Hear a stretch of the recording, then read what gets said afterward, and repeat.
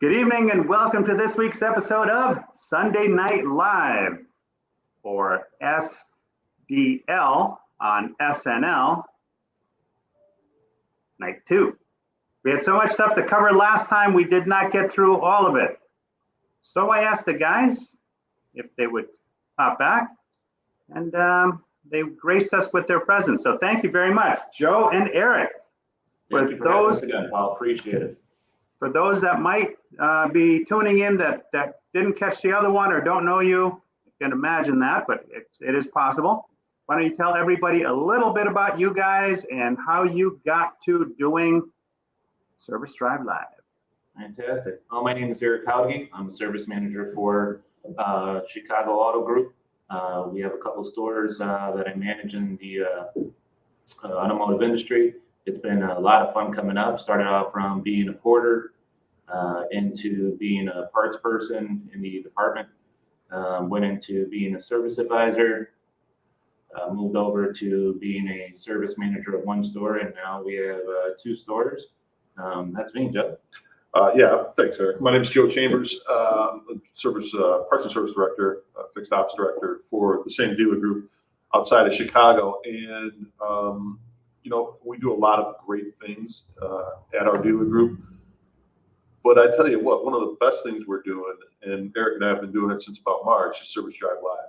We kind of started in the middle of the pandemic. Once the pandemic truly hit and there was lockdowns all over Chicago, there wasn't a lot for us to do. We didn't have any outlets or anything like that to talk, to vent. And we would game plan about work. We're passionate about fixed ops, so we would game plan about it. So we started doing it over a Zoom, and we decided to just, you know what, let's see what we can do, because there's other guys and gals out there that want to talk fixed ops, that really just want to share their knowledge or learn from others. So we put together this, Service Drive Live, and it's kind of taken off. We're really, really happy with what we do, and it's every Sunday morning. It's 7 o'clock on a Sunday morning. 7 o'clock Chicago time, 8 o'clock Eastern time, and 5 a.m. California time. Correct. We have our California people. I mean, they're on there every Sunday. We have people that join us from the other side of the world. And then I made a promise, and I said I would mention Dave Medley. We also got Dave Medley, who joins us every Sunday. So I want to make sure we brought him on board. Way to go, David. But it's been a fun ride. The community is just building and expanding every day. Yeah, we had an explosive show today. Even just today, we had an explosive show. And it's great. The guys and girls on there, the men and women of Service Drive Live, the Service Drive Live community, they truly care. There's not, nobody's there to put somebody else down.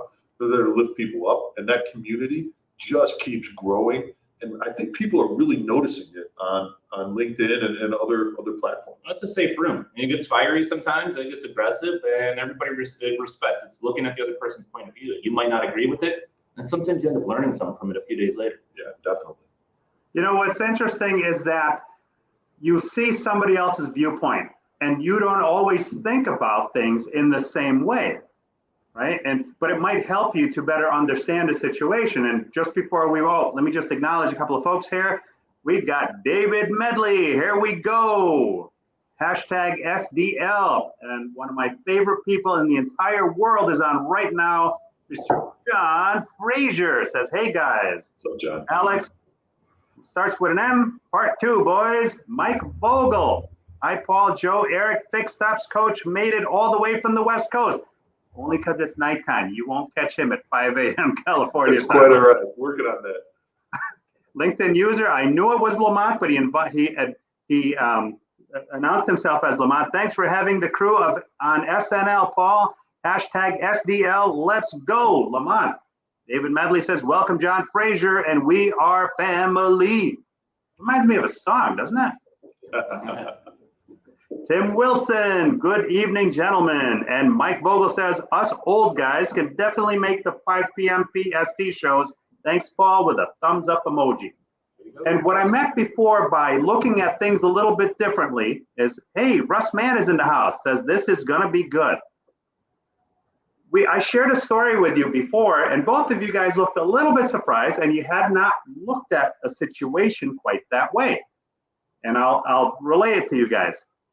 Now, this was on the variable side of things, but everybody looks at situations differently. All right. I like to find the good in everything. I don't care what it is. There's no bad. It's all good because it's either a learning experience or a money-making experience, or you can make somebody happy experience.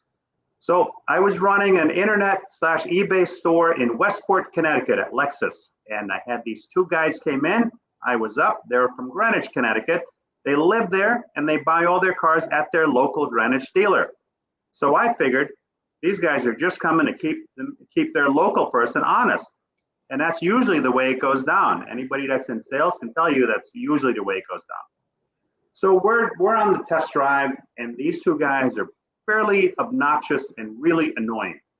And this guy is doing his best to try to get under my skin. Now, what he didn't know is my skin's pretty damn thick. You think enamel paint is thick? That's nothing compared to my skin. It's really thick. In Italian, they call it gabados, but that refers to the other part. Anyway, so the guy's doing his best to piss me off, right? So finally, he realizes he's getting nowhere. He says to me, "Am I pissing you off yet?" I said, "No, actually, you're not." He says, "I'm not." "No, this is great. This is a win-win for me." He says, "How so?" He says, "Well, if you buy the car, I win and you win." He says, "Yeah, but what if I don't buy the car?" I said, that's where I got you. I still win. He says, "Well, how do you win if I don't buy the car?" That's easy. Let me tell you something, buddy. There's only so many guys like you that are going to come in here. And if you don't buy the car, I don't really care, because that's one less of you I've got to deal with going forward. So I still win. Good. And you guys had never considered that thought before. No, I got to be honest. I never considered the fact that there would be, that once you get past a bad situation, that bad situation can't happen again, right? Because, I mean, if you learn from it and you move forward from it, I think that's a good point there. And the finite level of jerks in the world, I like that too. Well, here's the other part too. When you're dealing with these situations, you adjust your mind to be able to know how to deal with it better. You almost have a foresight of what's coming next, right? So your level of frustration, anger, surprise is lowered, which then you're able to control the situation a little bit better on the next time. Yeah, keeping that positive outlook, especially after dealing with somebody like that and staying positive, that's something key for our service advisors to know. Our service advisors can really, really get a lot out of that because, let's face it, they deal with people all the time. Service advisors see more people on a per day basis than anybody else in the dealership. Sure. Yeah, a lot of times you only count the repair orders. That's it. Well, you only worked with 15 people. No, it's not true. You worked with 25. 10 of them weren't written up. Yeah. And sometimes 5 of those 10 are the hardest people you dealt with all day. Yeah, or you wrote 5 cars and you dealt with 5 technicians, 5 customers, 5 customer spouses, 3 managers, 4 parts guys. Well, the managers are usually pretty good. Well, the managers, sometimes they need a lot of work. You know what I'm saying? Oh, man, shots fired. But the moral of that story was after I said to that guy, I still win because there's one less you guys coming in here. Both those guys laughed hysterically all the way back to the dealership. And guess what? They bought that used car. It was an LX470 that they bought. 1 year later, the guy came back and bought 2 brand new ones, one for him, he traded in the one he bought for me, and one for his wife. So in the service, it's the same thing, right? People are coming in, they're not happy, something's broken.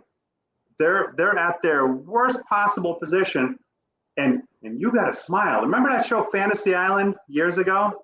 Yeah. Smiles, everyone. It's Fantasy Island. Well, that's kind of how you have to be, because regardless of what's going sideways, what things are waiting on parts, or which customer blew up at you 5 minutes ago, none of that matters, because ZMOT, zero moment of truth, is about to happen when the next customer steps in front of you and they're like this because their car's broken. And how long is it going to be before it's fixed? And how much is it going to cost? I don't know. And the dance starts all over again.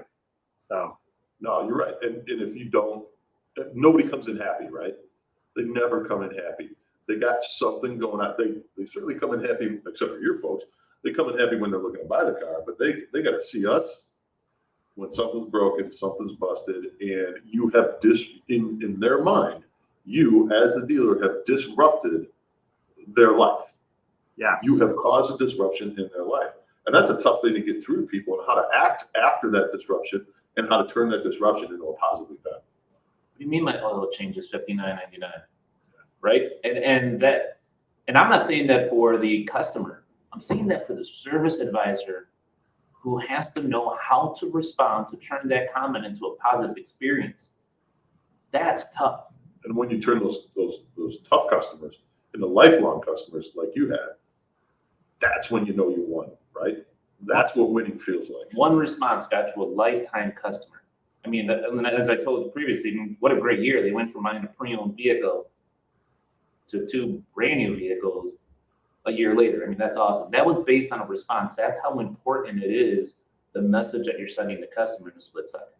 Yeah, you have to be super confident. Let me just get to a couple of comments here.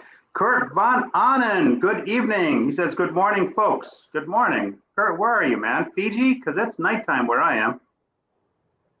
And Mark Williamson, woo, better late than ever. Howdy, everyone. And Mike Gierzik, you always have to stay positive. Hashtag SDL. Yes. And Mike Vogel says, with customers, you have to be authentic. You can't take it. Build the relationship on every visit and everything gets easier, period. And Kurt Von Annen says service writers need to recognize that there is a root cause to every negative behavior. Rarely are they the cause, but we as writers have a habit of making everything about us. If we can let the customer vent and help find the root cause of their negative behavior, we can convert them for life. And that's the key. Steve Apicella talks about that all the time. Virtual hug, Kurt. Virtual hug. Well stated. That is awesome.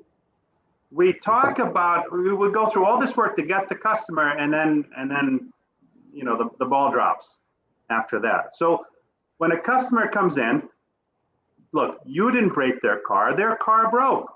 We're not in the car. We don't drive it. We don't know if they hit potholes. We don't know a lot of the thing about the car, but they see us as we're Ford or we're Subaru. We are the face of the brand, and in how we deal with those people makes all the difference in the world as to whether or not, or how they feel about you. Well, and Kurt said something, I mean, there, as an advisor, I mean, like I said before, you get your ass kicked, and it's hard not to take that personally, right? It is. And when someone wants to vent and you interrupt that venting session because you feel like you're getting attacked, I say shame on whoever that person's leader is for not working with them and showing them that it's not a personal thing, that you are there, like you said, because that person's car broke. You're not there because your car broke. You're there to help them get through it, but you can't take it personal.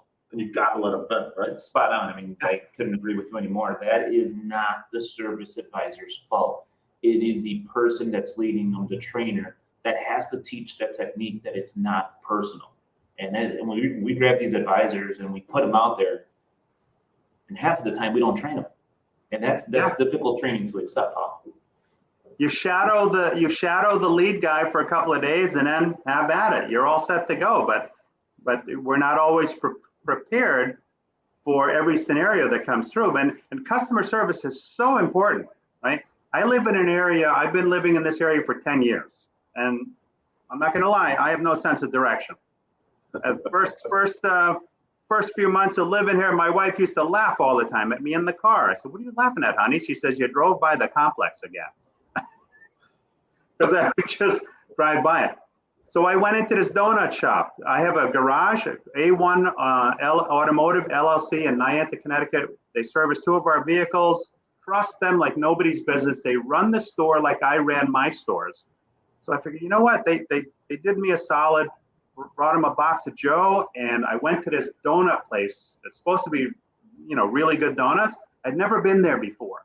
So I went in, I bought 2 boxes, 2 dozen. And I dropped them off, said, hey, thank you guys. You guys always take care of us. I appreciate it. Here's a little something, just enjoy. So as I'm leaving, my phone rings. It's the owner of the shop. She says, hey, did you buy 2 boxes of donuts? I said, yeah, why? She said, well, the bottom one is empty. I said, no way. So I go in, sure enough, they gave me 1 full box and 1 empty box. So I go back to the donut shop And I said, there's a little problem with this other dozen donuts here. Yeah, I was just here. I bought 2 dozen. And they look at me funny. So open it up. There's nothing in here. Yeah, that's what I thought too. There's nothing in there. And then the manager's looking at the box. I said, if you want to run it for traces of sugar, I assure you, you're not going to find any. You guys gave me. And then she starts yelling at the 2 people behind the counter that helped me. 2 people helped me. She starts yelling at them. How could you do that? I said, man, I'm sure they didn't do it on purpose. We're human. Stuff happens. Busy, 2 people helping me. 1 thought each was doing. Apparently 1 box left without. But it's not a big deal. I said, I'm not complaining about the aggravation, the gas, or the time to come back here. I just want the donuts I paid for. That's it. So it was a struggle for her. And it was my first and last time at that donut shop. Right there that day. So it's the same thing when I go in for service. If somebody's looking at me funny, when I have a problem, I'm going to feel disrespected. I'm going to feel like they don't really care about me. And like you said, the service advisor, I was a service advisor and a service manager and a store manager. You have to acknowledge the person's problem. You have to empathize with it, so they understand that, hey, at least they're listening to me, and now let's put our heads together and come up with a plan on how we're going to rectify the situation. So yeah, I would not want to be a service advisor today, not because I'm not capable of doing the work, but they get beat up too much. You know, there's too many challenges, I think, put in front of service advisors today, especially since customer expectation is like up here today. It's unrealistic, don't you guys think? Yeah, it's definitely a different world, especially post-pandemic or in the middle of this pandemic, however you want to see it. The expectations are higher than they've ever been before. You know, I'm a competitive guy. I like it. Bring it on harder. Let's see how much better I could get. Let's see how much better we could get as a group. To me, the challenge of today's customer, hate to say it, but that's the truth. It only elevates our game to become better. If you can handle the challenge and if you get the training for the challenge. That's absolutely correct. Yeah. And we have to do a better job of training our people to deal with the elevated issues that we have today. And there is such a thing as speaking with your body language. You just do. I mean, just from the moment you walk in, the customer is already judging how you are going to approach a situation just by you simply being 20 feet away from the customer. And then when you get to the customer, if you don't stop and listen, you're in a world of, I mean, it's going to go south for it. Our advisor, that's 2 things that most advisors really need to learn. And I mean, just in general, people need to learn too, but advisors especially. You gotta know how you look and present yourself, to your point, and then you have to know, you have to be able to listen. If you're not listening, forget it. Nobody's gonna want to talk to you because you're never gonna hear what they're saying, especially an advisor. And half of the time when they come in that hot, there is something else in the life of that customer that's going on. That's true. And if you just sit there and listen, it'll come out. You don't have to ask, you don't have to search. It may not be immediately in those first 10 minutes, which is sometimes what we're looking for, is immediate gratification of the situation. Sometimes you have to let the visit go through, and little by little, that customer will call back and say, you know what, I'm sorry, I was such a whatever at the beginning. Here's what's going on. And that relationship moving forward, 9 out of 10 times is gold. Like your guys, like you said. Yeah, no, it makes it definitely a lot stronger. Let me get to a couple of comments here. Mark Williamson says the service department should be renamed the problem department because we solve more problems than anything. That is absolutely 100% true. And I've got another story I'm going to relate to you guys in a minute here. Robert Charbonneau says, hello, fellow SDL guys, Paul and others. Jerry Davis had made it this time. Joe and Eric, way to rock SDL. Bert Von Annen, hugs all around in Abbraccio. And Robert Sebastian, another one of my favorite humans on the planet. Yes, sir. Most people won't vent for longer than 2 minutes. It's called the 2-minute rule for that reason. And the funny thing is, I was having a conversation, one of my many conversations with Robert, and you know, he's big on the customer experience also, right? And hearing the customer vent. And we always think that the customer wants something for nothing, right?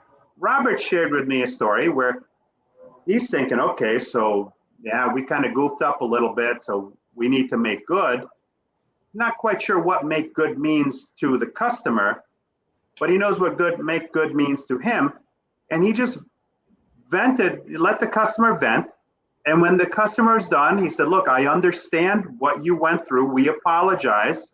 It was our fault. You know, what would you like us to do? And the customer said, nothing. I just wanted you to know how I felt. So a lot of stores might rush to, oh, let's policy that, or let's not charge them for this, or let's give them that, right? Oh, How much you can't say you spend on policy. You can't say policy, man. You shake us up. Ooh. Ooh. But yeah, But you know what I mean? No, but they do. They rush. You know, oh, let me give you that oil change for nothing. Yeah. Is that what they wanted? Did you stop and listen to the customer, or are you just trying to pacify them so they'll leave you out of so they'll get out of your face right now? I have never made that mistake before. This week. Hey, we've all made that mistake before, okay? Man, it's you know what? It's quick to jump and try to hurt. Like I said, make the situation happy immediately, and sometimes you end up making it worse by doing that. Yeah, you do. Don't insult me. Yeah.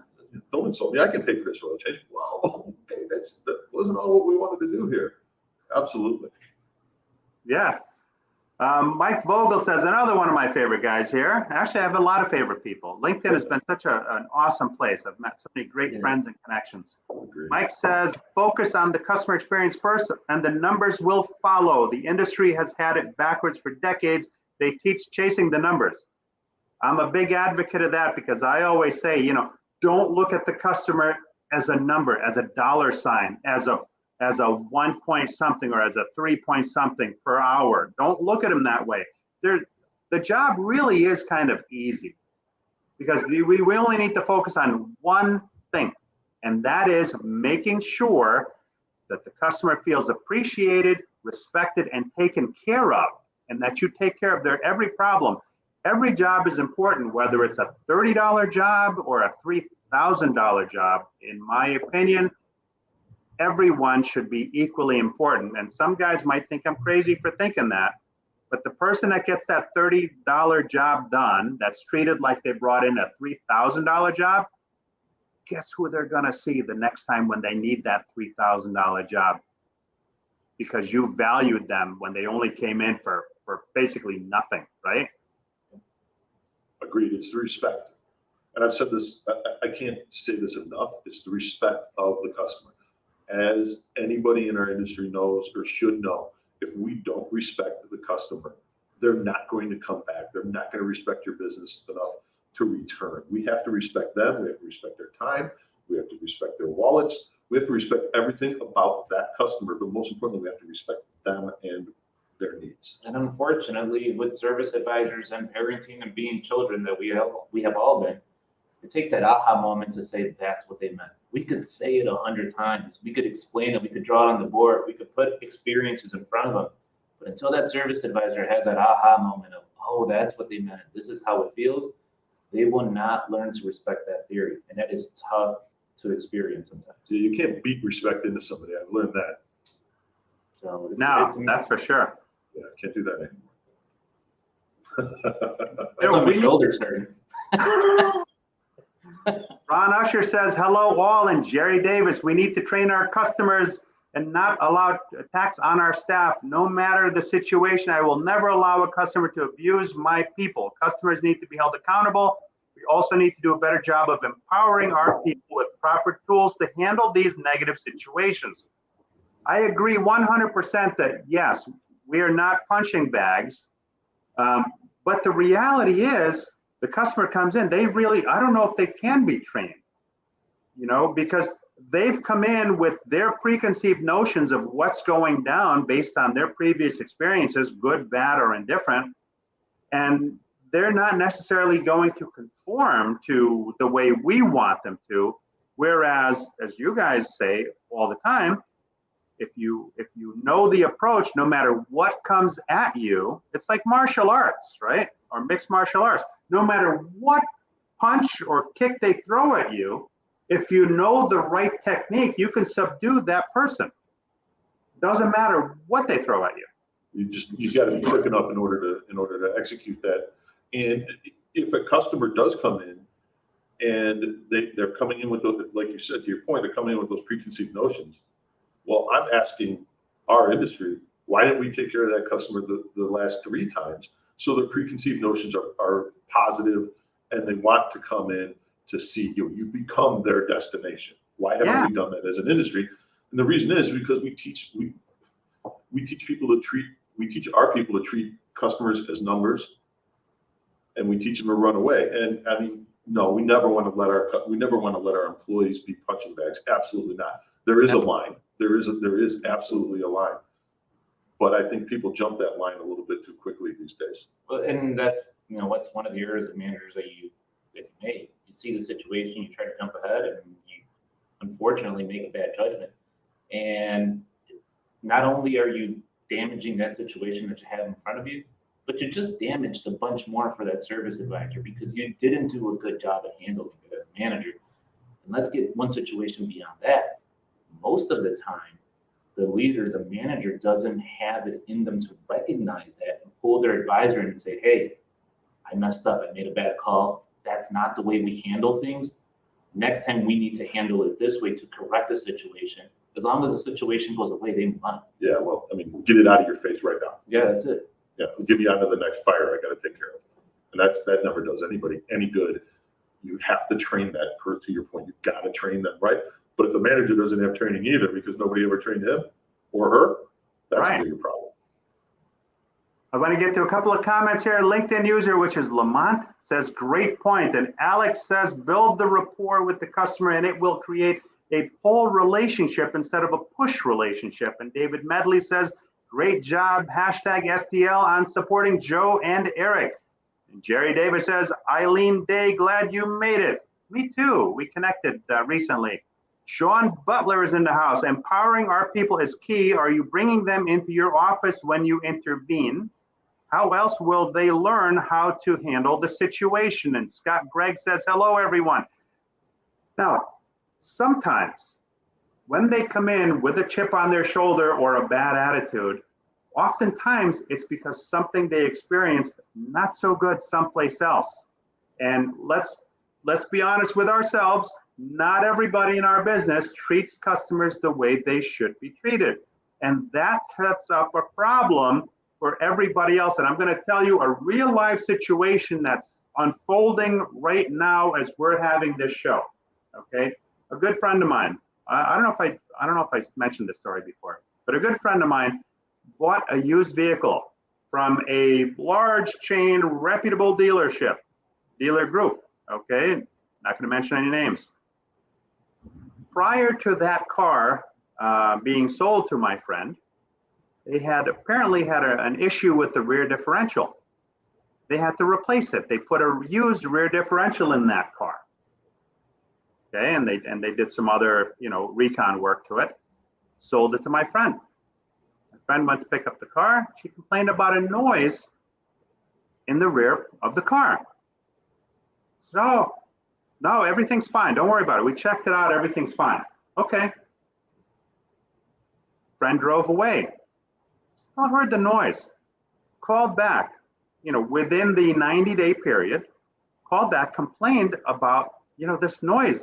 The noise doesn't sound right. You have to kind of fight with them to get the car back in within that warranty period to have the car checked out, and then had to fight with getting a loaner for the inconvenience. Now, this dealer is not in their hometown, so they had to make arrangements, meaning take time off from work to go bring this vehicle in, and then had to fight to get a loaner car while the car that this person purchased and is paying for has a problem.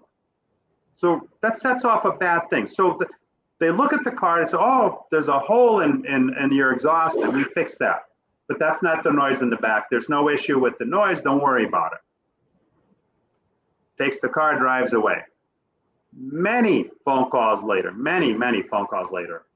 Nope, it's all set. Now it's out of warranty, quote unquote, even though it was mentioned within. well, you're going to have to take it to the OEM because you're out of warranty. So several months later, my friend pulls into the driveway here.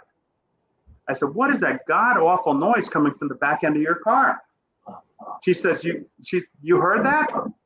Yeah, I heard that. Of course I heard it. It's loud. There's something wrong with your car. It sounds like it's coming from the rear end. You need to get that checked out. Well, I brought it to the dealer.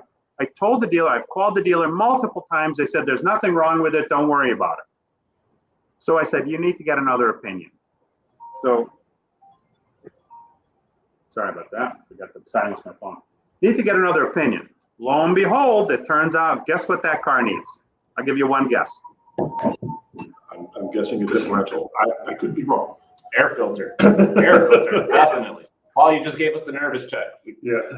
It needs $2,000 worth of work now. The same $2,000 worth of work it needed before. So now, call the dealer again. You know that noise you told us not to worry about? Well, now it's time to worry about it because you can't drive the car. It needs a new differential. Well, you're out of warranty. Wait a minute. I brought it in within warranty. I complained about it. It's documented. I've got it on my receipt right here. Plus, I have a log of all my calls where I called you and complained about it, and you blew me off and told me, oh, don't worry about it. So now that's becoming a bigger problem. I'm optimistic that the outcome will be one where the customer is taken care of. Because we all know if it's within warranty period and the customer complains about it and it's documented, you got to cover it. If you miss the ball, if you drop the ball, that's a problem.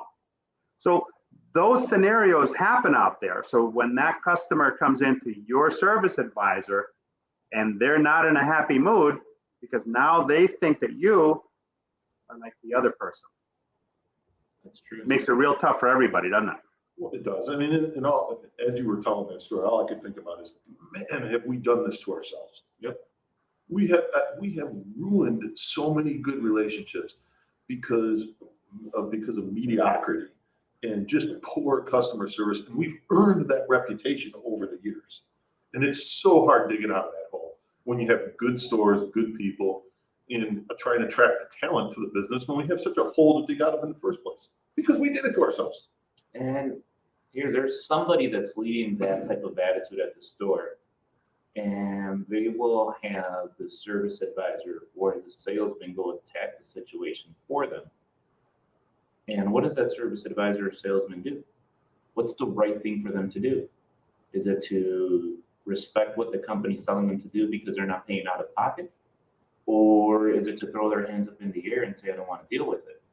And unfortunately, we place our employees in these situations, which only magnifies the reputation that is brewing right now. Yeah. Yeah, we put our employees, you're right. I mean, we put our employees in bad spots, but who puts them in that bad spot? Bad managers, bad dealer principals, bad general managers. That's who does it. And they expound this just torturous view of the car business, and it just pisses me off. You didn't mention fixed ops directors. You mentioned every position except fixed ops director. That's because they don't fix ops. This guy. He left that slip on the comment on your side, man. There you go. Hey, Joe. The art of delegation, right? That's the key to successful management. The art of delegation. Let's see here. Scott Gregg says, hello, everyone. And Jerry Davis says, Sean Butler, I always involve my people so they can see and learn. Kurt Van Anen says, Paul is right on the money with that comment. I never offer something to the customer without asking them what it is they would prefer first in the negotiation. Yeah, because you could be giving away something that they don't even want. And why spend the money? Why not focus on the relationship? And David Medley says, welcome Eileen Day, Sean Butler, Jerry Davis, and so many more supporting SDL. Mark Williamson says, empathy costs nothing, yet it is the most valuable thing you can give a customer. Oh, I scrolled too fast here. Wow, it just went from like one. I think that's Lamont's new name. Like the nitrous oxide kicked in, and this thing just ran. Okay, here we go. Sean Butler says, a fully listening to your guest vent. The phrase, I understand, and if I were you, I would feel exactly the same way. That's the feel, felt, found thing. How can we help? You'll be surprised how often the customer has talked themselves off the ledge. Yeah, for real, man. Greg says, great stuff. Thank you, man. Thank you very much. And Ron Usher says, just like fix it right the first time. Treat them right the first time also, because oftentimes you don't get a second impression or you don't get a second opportunity. Robert Sebastian says that $30 customer may become a disciple to carry your message to hundreds of people, a source of referrals for $3,000 jobs and car sales. They all matter. And Michael Barrich says, good evening, gentlemen. Respect that the customer has choices. Provide an experience worth talking about, and they will return every time for everything. I added that last piece in. David Medley says, maybe the customer was already having a bad day or something bad happened to them. We never know what someone else is going through, so just listen and be nice. They will thank you. And LinkedIn user, this must be another one other than Lamont, because he already said hello, and this one says hello everyone with a clapping hands emoji. So LinkedIn user with the clapping hands emoji, please identify yourself. Robert Sebastian throws up the, I'm not sure which emoji that is. And David, we got a bunch of emojis going here. There you go. Jerry Davis says, I would clarify my training, the customer comment. We train them at a dealership. Experience doesn't have to be negative. Bingo, 100%. Train them, we are here to help. Yes. Now, I knew where you were coming from.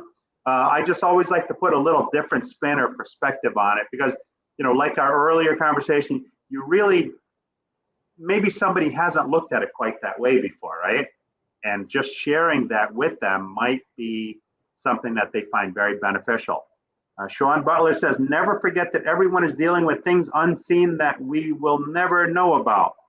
We have to treat everyone as if they were our grandma sitting in the back seat with a glass of tea in one hand and a pie in the other.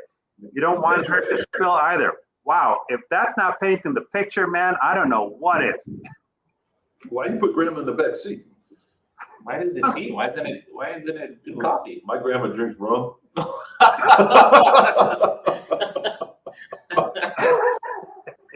It wouldn't be whiskey, would it? No whiskey in the studio. Hey, remember the Cheech and Chong movie where Cheech goes up to the judge and he drinks from his water glass and it turns out it's vodka? Jerry Davis says, never forget a fish rots at the head. Yes, that's an old Italian saying, the fish stinks from the head. A guy I used to work for, he would tell us that all the time. And you know what? He led by example. If he was wrong, he would be the first one to say that he screwed up, apologize, and make good on it. LinkedIn user says, fixed ops directors rock. So I'm not sure which one that is. Corey Smith. Here comes the defense. It might have been me. LinkedIn user says, fixed ops directors rock. No, that's all Chambers to putting that in there. We can't see his hands, can we? Corey Smith says, let's go, part 2. And Mark Williamson says, customers ask why we call it fixed ops when everything is broken when I bring it to you. Corey Smith says, keep whiskey away from the audio board. Oh, David Medley says it's Eileen, and she confirmed it is her. So we have both Eileen and Lamont as LinkedIn users. So we don't necessarily know who's saying what. So Eileen could kind of throw Lamont under the bus and make some comment and pretend she's Lamont, and we'd never know, would we? Do it. Let's go, Eileen. Come on now. Jerry Davis says, apologies cost nothing. Absolutely. Hey, let's do a little time capsule. We're decluttering at our home and getting rid of a lot of stuff. And my wife gave me a box to throw out. So I threw the box in the dumpster and something rolled out from inside that box. And I looked at it and like, I can't believe she threw that away. This should bring back some memories to the old guys in the variable side. My Delix mug Who remembers Delix? I think the leads were like 50 bucks a lead or something crazy back in the day. But I love this mug. Yeah, that's great. Went off on a tangent there. Eric's got a new mug. Yep. Show your mug, Eric. Stole it.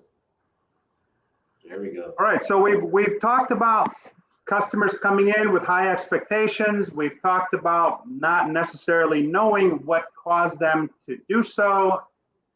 And we don't always know. We're not mind readers. I know I flunked mind reading in school, and I know most other people aren't very good at it. So when they come in and they have issues, we don't necessarily know unless we go through the steps to listen, understand, acknowledge, and respond in a manner that makes them comfortable. Now, the impression starts when they pull into the drive, right? Depending on what the place looks like, that sets the first impression right there. Now, a lot of us are fortunate to have nice, modern service drives with the latest equipment, where a customer drives up to the door and whoosh, the door opens up, they drive in like it's something out of Star Trek. But not everybody has that. So are there things that you guys have in the drive that you feel is different than what some of the other places have? Well, I am very lucky to have the service drive that ownership provides for me. It's awesome. I had those doors in one of our service drives. High open ceilings, beautiful paint, sliding doors, power doors, big screen TVs sitting behind the service advisors, plenty of space. It's like open concept. Yeah, but all of that's great. Yeah. But what Eric isn't talking about is how he has a 6:59. Our store opens at 7. He has a 6:59 huddle in the service drive with all of his service advisors and him as the doors open up, and everybody's there with clipboards, ready to go, ready to talk to their customers. They've already reviewed the appointments for the day, and they are there with smiles on their face because he preps them for that. That's the quality of service that he demands in his drive. He's just being a little modest at this point. Oh, I do. I appreciate that, but it's teamwork. It's everything from ownership. Mm-hmm. It's how you treat the employees. It's followed by me appreciating what's out there, and the employees do a fantastic job. You could have sometimes great leadership and great everything else, but you could have bad employees at the same time. Thankfully, we are lucky enough to have a great combination. But here's the other part too, Paul. They're within the group. It's a networking crew, and everybody follows different people like you, like SDL, to go out and learn. The community that we have right now out there for service advisors, managers, directors, and owners to go out there and hear the other side is getting bigger and bigger every week. So right now, I think as a community on LinkedIn or these platforms, we're doing a great job at exposing what a good job really is. Well, and you take that and you impart it on your people. And when you impart it on your people, they're ready to go in that drive. That's what makes our service drive good. I mean, it's great to have pretty drives with nice decor and all of that. I mean, it's got to be clean. That's a non-negotiable. But if you don't have the people in there that are trained through all of these methods that Eric just talked about, getting the groups going, learning a little bit from here, learning a little bit from there, learning a lot from this guy, you're going to fail. But he doesn't, and he's got those people. You ask what was special about his drive? It's him and it's his team really, and it's his leadership in there. And I'm just blowing a little bit of smoke because if I don't, nobody ever will. No, so we got to take care of it. No, I really appreciate that, but again, man, it's the entire crew. I will not ever say no. It's just this guy. We have an awesome team, and it's not trying to go the other way, but the leadership started from the top, and I'm not at the top. Let's just call it how it is. Leadership always starts at the top. And I'm telling you, your group that we have right now, Paul, what you're doing is amazing. Look at how many people are on tonight. Look at how many people were on SDL this morning. Look at how many other shows we're on. We are all supporting each other like I've never seen before. Agreed. So that by itself is a testimony to what fixed operations is doing in the automotive industry today. Now, the beauty of these live shows is that they're not scripted and you don't always know what the person's going to ask you. So it's your experience that answers it. And let me tell you something, your response was number one, way ahead of whatever the second response could have been. Because when I pull up to the drive, yeah, it's impressive that the doors go swoosh or not. I don't care if you have to pull the door open with a chain. But when I drive in and the staff is all there, all smiles, ready to go, clipboard in hand, they've had their morning huddle. So everybody's on the same page, everybody's smiling. I know that when I come into an environment where the team is waiting with smiles, and there's, I'm not the only one in the drive waiting for somebody to acknowledge me. You know what the number one technology is in the service drive? It's a trick question. It's not technology. No. It's the people, right? It's the people. We did training in a store in New Jersey, right? Service drive training. And at 6:30 in the morning, the dealer principal, and you mentioned the stuff flows downhill in your group. Ownership is involved. Top management all the way is involved, right? The owner's in the drive at 6:30 a.m. Everybody's ready to go. Customers are coming in. They're being greeted professionally, all in order. It's like a well-oiled machine. It's like a Swiss timepiece. So yeah, kudos to you guys, because that is the best possible experience or first impression that anybody can get when they drive into a drive like your drive. They see everybody standing there with smiles. I want to get to a couple of comments here. Let's see. Mark Williamson says, Grandma drank bourbon and dipped snuff. I think this was Lamont, as LinkedIn user. He said, ah, man, haha. Sean Butler says, I'm adding Michael Moore to next week's show. It will be fire. Paul is going to be mind blown. Subject come tomorrow. All right, there was a little issue. I was planning on attending this morning's SDL. However, there was a little technology glitch, and my invite went to cyberspace. But I think the technology has been resolved, so unless I'm dead next week, I should be there next week in the morning. We'll get you there. Kurt Van Onen says, my big thing, regardless of the customer's investment in building, is cleanliness. The bathroom's got to be clean. Oh, yeah, I went in. Oh, man. This bathroom. We don't open the doors until 7. At 6:10, hey, yes, sir. Look at your bathrooms. Good morning. That's the type of boot camp I go through. But here at the end of the day, 7 o'clock, we're ready to go. I'm not embarrassed. I'd rather, unfortunately, be embarrassed by him than by one of our customers. But yeah, this man in bathrooms, oh boy, ruthless. It's got to be clean. I mean, come on, that's the number one thing. And I read about this. Yeah. And it's important. Carl Sewell, that was one of the basics of his book. I haven't said this story. So I haven't even told you about this. I'm having a pretty good morning doing my thing. Got my country music in the background. He walks into the office on fire. And I'm like, whoa, he's not in a good mood today, right? He goes, you have no soap in the bathroom. I walk in there and it's 3/4 full. And I know he washed his hands because the sink is still wet. I'm like, but it's not 100% full. And if I go back there and tell him it's only 75% full, my head's going to be outside. So let's just make sure it's 100% full. All right. I'm not a bathroom tyrant. I just care about my customers. Yeah, that's efficiency, man. My wife this morning, she's making breakfast, right? So she's got the pan on the stove. Now this is how efficient I am. She says, what happened to the pan that was on the stove? You mean the one that's in the sink with soap water in it? Yeah, that one. She says, I haven't used it yet. I said, oh man, I thought you finished with it. It's non-stick, so I thought you already used it. Jerry Davis says, we are a brotherhood. David Medley, I already said it. We are family. It is a song, isn't it? That's great. Here to help and grow together. Sean Butler says, Paul, I'm talking about Michael being on your show with us. next week, early announcement, Sean Butler is going to be in the house, along with Michael Moore.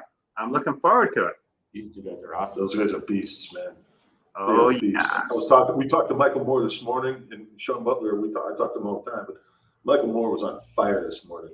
And He was on fire. trying to top Sean Butler's aggressiveness, man. No, you can't. You want to talk about somebody that brings passion to the game. You got two of them in the game. Am I going to need a fire extinguisher for this show? I'll help you. Yep. You are, for sure. LinkedIn user, it's Eileen. I love it. She announced herself. I love everyone's professionalism on both calls today. Kudos, gentlemen. Well, thank you very much. I appreciate that. Timothy Wilson, there's nothing worse than standing in a puddle of yuck. You know, I've gone into businesses first thing in the morning, and the place looked like a bomb went off. I've gone to restaurants at the beginning of the seating, and they're out of stuff. How do you run out of stuff when you just started serving? Yeah, I think that's, and I know I get a lot of grief over this, but I really take pride in the physical plant of, the physical buildings and everything that we have. And I hope that pride translates to our customers, making them feel at home, making them feel that we're prepared. Because if you can't do something simple, like make sure there's soap in the bathroom, how are you going to fix their $35,000 automobile? You don't remember what you told me on my first visit back to the building. So I was managing a smaller store, and I get promoted to the bigger store. And it's like my first week there. Joe comes, let's go. Okay, let's go. So we take a tour through the building. And he's walking like 3 feet ahead of me. So I'm trying to keep up, and I'm like, never walk in front of the boss, just stand behind him. I'm doing my thing. And we kind of went through one of the showrooms, and we come back, and he goes, what did you see? I seen this sign here. I seen this there. He goes, good. If you didn't see that, I had the wrong person. Go get it taken care of. Okay. I am not a tyrant. The buildings better be right. And it's true. Somebody's coming in to buy a $70,000, $80,000, $100,000 You got to make sure they're right. You better make sure those bathrooms. You better make sure those waiting areas. You better make sure your employees feel right walking into the building, because if your building is dirty, guess what they're going to do with their desks? Yeah, no doubt. Yeah, you got to make sure it's clean. If your building isn't set up, your customers don't feel comfortable. You can't fix a car. You can't sell a car if your building's not set up. But then again, you can have the cleanest building in the world. If you don't have the right people to manage it in the building, it doesn't matter at all. It does start with those people. Absolutely. Jerry Davis says, I've learned so much from everyone. I am honored to be here. Wow, thank you, Jerry. Appreciate it, man. Thank you. You know, the dealership is like a live human 3D puzzle with all the pieces are constantly moving. In management, as leaders, we need to have our hand on the pulse at all times to see what's going on, to be able to anticipate bumps, and to know when to enter into that conversation to not only make the customers feel good, but also to let our employees know that, hey, you know what? You're not facing this alone here. You know, we're all in this together. I know for a fact, John Frazier, and I'm going to call him out here. No, actually, not call him out, but I'm going to give him high props. He's so involved in everything that everybody's doing for one reason, to make sure that everything runs smoothly, right? He can sense a problem coming, and he can step in and let that advisor know, hey, you know what? Let me take this one, or I'm sensing a problem is happening here. Let me help you with that, right? Asking for permission to help, but at the same time, he brings a wealth of experience and knowledge into the situation that any service advisor, if I work for him, I would welcome that type of involvement, because I know I'm not on my own. How much of a battering ram are we sometimes when people come in, right? And we take it personally. We try not to, but sometimes we end up taking it personally. How cool is it to have one of your leaders be right there with you, and as this thing's about to clobber you overhead, the leader just kind of moves you out of harm's way and then helps you to resolve that situation. It's huge. It's huge. I'm telling you, I just painted pictures where I make him look like some type of militant, but the honest truth is, if you look at it with a different perspective, he's training me to take his position. He's training me because he believes that I can do it. Part of that, a lot of people are like, oh, well, he's too hard, he's too aggressive. No, it's not. He's giving me that training because he knows I can do it. He's preparing me for the next level with no fear of his position, which a lot of people will not do that. A lot of people will not give you those tricks, watch those corners. Hey, look at this particular number. I know it's small, but it adds up when you're in front of a meeting, in front of principals. He's training me to do that. And he's giving me the same or a tougher type of environment that one day I may be sitting in. So those type of training from your higher up, getting ready to prepare you for either a possible clubbing or a bad situation, you can't buy that. Priceless. Thank you. Oh, crap. No tears, man. No tears, man. Let's see. Kieran Stack says, Eric, you are looking trim. Fist emoji, hashtag 75 hard. My guy, Kieran. Thank you, man. Appreciate that. What's Appreciate up, the support. Sean Butler says, SDL strong. There is no better way to grow than to draw on the knowledge of over 1,000 years of combined experience. Hey, just the three of us here are almost at 100 years. Yeah, there you go. Yeah. Just like that. Sean Butler says, always be training your replacement. It's so funny. I've seen leaders, well, I use the term leaders loosely in this scenario, that they're afraid to empower their managers with the tools that they need to become really successful, because they're afraid that if their subordinates look really good, that somehow is a threat to them, as opposed to surrounding yourself with people that want to shine, right? I don't care if everybody looks really great. I want everybody to look really great, because then guess what? We all benefit. As the top leader, you benefit from having people underneath you, with you, that make everybody look good. I never understood the mentality where people were afraid to train their replacement, because look, everybody's replaceable. Let's be honest. If something were to happen to me, my wife would be looking for somebody else tomorrow to fill my shoes in the business. Hey, Corey, do you want that chair? Oh, man. Oh, man. Right? But seriously, if I work for somebody and something happened to me, yeah, they'd feel bad about it, but probably the next day they'd be looking for somebody. So yeah, we are all replaceable.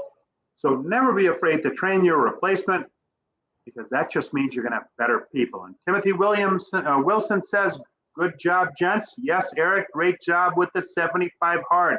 Hey, everyone, this guy ran all the way through 75 hard, and with 1 week left, stumbled.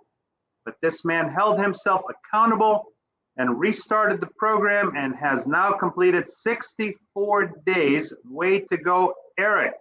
Thank you very much, Timothy. Appreciate that, man. So have you lost weight? And because I don't know about the 75 hard thing, I haven't done that. What happened was, and I screwed up. It was I had started it up, whatever day it was, and we went hard. And next thing you know, hell, we were on cast. I'm drinking. Oh shit! I messed up. Yeah, I was like, oh, it is what it is, man. I got to do it. Ooh, that was almost times two. Then, so after that, we were talking about it a few weeks later. A couple of guys on SDL were like, hey, man, we want to start this up. So a couple of weeks later, and I'm like, you know what, guys? Let's go. Let's do it again. So I jumped on a couple of weeks later. This time I've remained strong. And down 56 pounds as of this morning. How many pounds? 56 pounds. 52 pounds? 56. 56. Holy moly. Yeah, so it's been a fun journey, man. It's been, and you know what? But that's not the crazy part. The fun part is the mental challenge, the improvement. The weight is nothing to do with it. This is the mental growth, the focus. That's where the key is. And the weight to me is key at this point. But because we both had our goal of 199, which by the way I hit it this week. It's more the mental focus that's been incredible on this journey. Wow. Well, kudos to you. Thank you. And I felt excited. I'm going for 35 pounds by December 31st. And I thought that was big. That's nothing compared to 56 pounds. Don't belittle your goal, man. That's huge. You're going hard. Absolutely. Keep it up. But you know what sucks about that? Clothes. You got to buy clothes. No, man, that's a good reason to buy clothes. It's been, I've just changed, a couple weeks ago? Yeah. I started wearing my bag of clothes around the store. Wow. Wow. I'm down 26. No, I'm sorry. I'm down 29.4 pounds. I got 5.6 to go. And the pants are starting to feel a little bit funny. Shirts still feel fine. The pants are getting a little funny. I don't know how much further I can go before I have to buy some new ones. Jerry Davis says, Sean Butler, you rock. I would be inclined to agree with that statement, Jerry. David Medley, thank you, SDL, Sean, Joe, Eric, Sean, and everyone for all the knowledge and guidance I'm receiving. Amazing. And Sean Butler says, the best thing I was ever told was, if you want my seat, come take it. David Blackburn didn't mean his actual seat. He meant grow yourself enough to take the next step. 100%. LinkedIn user. Once again, great show, great people, great knowledge being shared. Hashtag SDL, we are family. Lamont. Mark Williamson. I've tried to train my replacement for the past 10 years, but can't find anyone who wants the job. It's a hard job. Robert Sebastian, what if you train them and they all leave? Oh, I love this one. It's better than if you don't and they all stay. 100%. Wow. It's 9:02. That means another show has come to a close. I want to thank you guys so much for being on. This was awesome. Thank you. No, thanks a lot, Paul. We really, really appreciate it. And we have so much fun on this show, man. It's a great time. Thank you. Thank you. Very much Thank for you. having us again. I'm looking forward to checking out SDL Live. We'll get you, and I'll get you that invite tomorrow morning. Look for it. I want the link tomorrow. You got it. You got it. And a couple of comments coming through at the last minute. Robert Sebastian, appreciate you guys. And Jerry Davis says, never let negativity pay rent in your head. That is beautiful. And with that, thank you all for tuning in. I appreciate the support every week. If you think anybody would benefit from this, please share the broadcast. It lives on forever on the internet. Have a safe and successful week coming up. And we'll see you next week on Sunday Night Live. Thanks, guys.